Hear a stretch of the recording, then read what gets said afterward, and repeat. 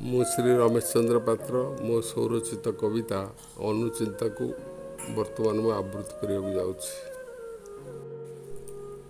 ବେଙ୍ଗ କହେ ବେଙ୍ଗୁଲିଲୋ ଶୁଣ ଦେଇ ଧ୍ୟାନ, ପୃଥିବୀଟା କ୍ଷଣ କ୍ଷଣକେ ହୋଇଯାଏ ଆନ।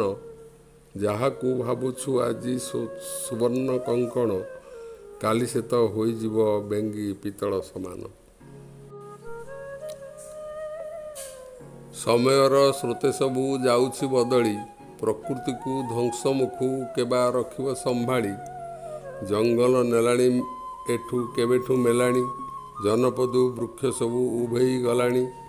ବର ଅଶ୍ୱସ୍ଥ କରଞ୍ଜ ଶିଶୁ ଆଉ ନିମ୍ବ, ଆଖି ଦେଖୁ ନାହିଁ କାହିଁ ଜାମୁ ଆଉ ଆମ୍ବ। କଂକ୍ରିଟ ଜଙ୍ଗଲ ଯେବେଠୁ ମେଲିଲାଣି କାୟା, ସବୁଜ କ୍ଷେତକୁ କେହି ନାହିଁ ଆଉ ସାହା। ଗାଡ଼ି ମଟରର ବଡ଼ ପଟୁଆର ଦେଖ, ସୃଜି ଧୂଆଁର ବାଦଲ ବଢ଼ାଉଛି ଦୁଃଖ। ହାତ ସପନ ହେଲାଣି ଆଜି ଶୁଦ୍ଧ ବାୟୁ, କଟି କଟି ଯାଏ ଏଠି ମଣିଷର ଆୟୁ। ସୂର୍ଯ୍ୟଠୁ ଝରି ଆସୁଛି ଅଗ୍ନିବର୍ଷୀ ଝର, ଉତ୍ତାପରେ ପୃଥିବୀଟା ହୁଏ ଥରହର। ପାଣି ନ ମିଳଇ କାହିଁ ଆଉ ମାଟି ତଳେ, କିପରି ଧରିବେ ପ୍ରାଣ ଜଗତେ ସକଳେ। ଜଳର ଅଭାବେ ପ୍ରାଣୀ ଡାକେ ତ୍ରାହି ତ୍ରାହି, ତରୁଲତା ଗ୍ଳୁମ ସବୁ ଯାନ୍ତି ଶୁଷ୍କ ହୋଇ।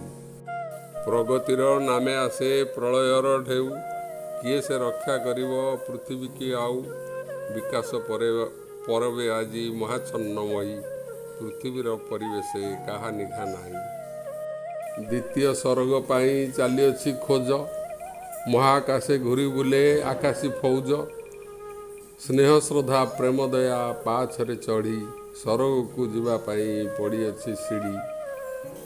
ପ୍ରବୃତ୍ତିରେ ଭୋଗ ପୁଣି ନିବୃତ୍ତିରେ ଯୋଗ, ଯୋଗ ବିନା କିଏ କାହିଁ ଲଭିଛି ସରଗ। ମହି ମୋର ମହିୟାନ ମହି ମୋର ସ୍ୱର୍ଗ, ମହି ବିନା ଅନ୍ୟ କାହିଁ ନାହିଁ ଅନୁରାଗ।